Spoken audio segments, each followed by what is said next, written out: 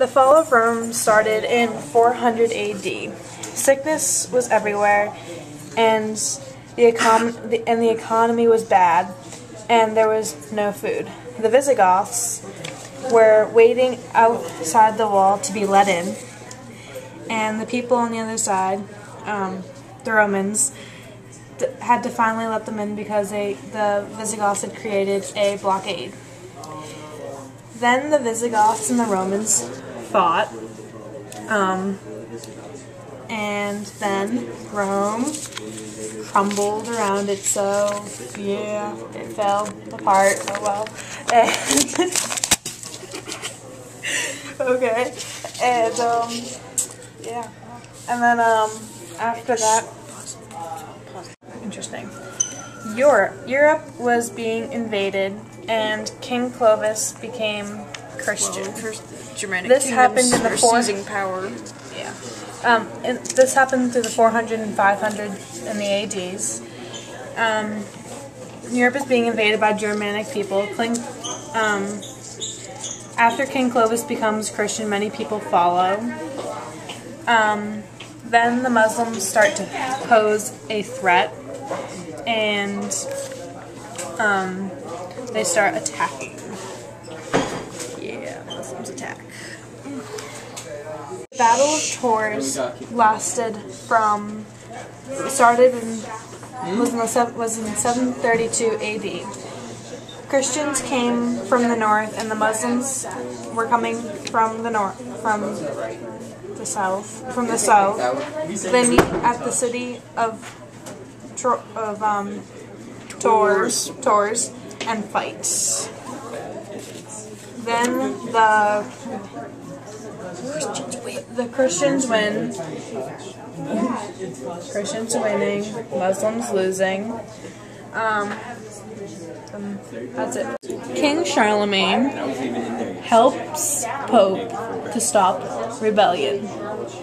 The Pope makes King Charlemagne into Emperor Charlemagne. He starts to get schools so kids get an education. Then he dies. The Vikings leave Scandinavia to head to Europe, where the Europeans try to defend themselves, but they end up losing.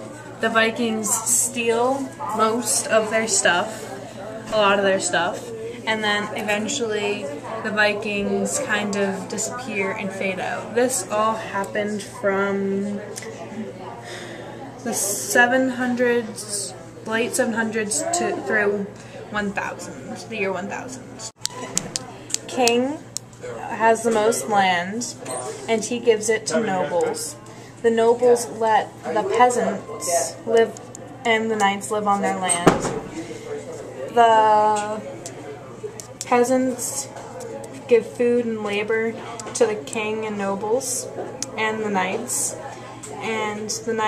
protect the king and the nobles, and that's feudalism.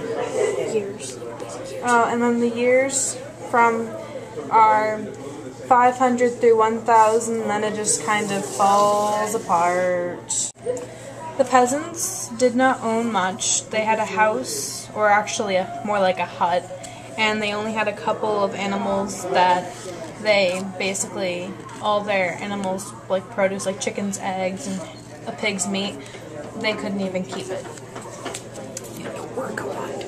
They had to work a lot in the fields. This is a peasant in a field. The peasants gave food to the nobles and the king. They worked until the day they died. Made them very sick. Church power started to grow around the 1100s. It went from being really small to really big to really big. And the church had laws that they made that controlled everything that the town did. Three major agricultural revolutions changed the life. The iron plow, the horse harness, because the horse is faster and stronger than an ox, and the three-field system, leaving one blank so that it could get its nutrients back, and the next year they would leave one blank, and so on and so forth. That led to a lot more food, which led to healthier people, which led to a lot of people, which led to towns being overcrowded because of too many people. So they left the small villages and went to big cities. So they left the small villages to go to big cities, which led to business, and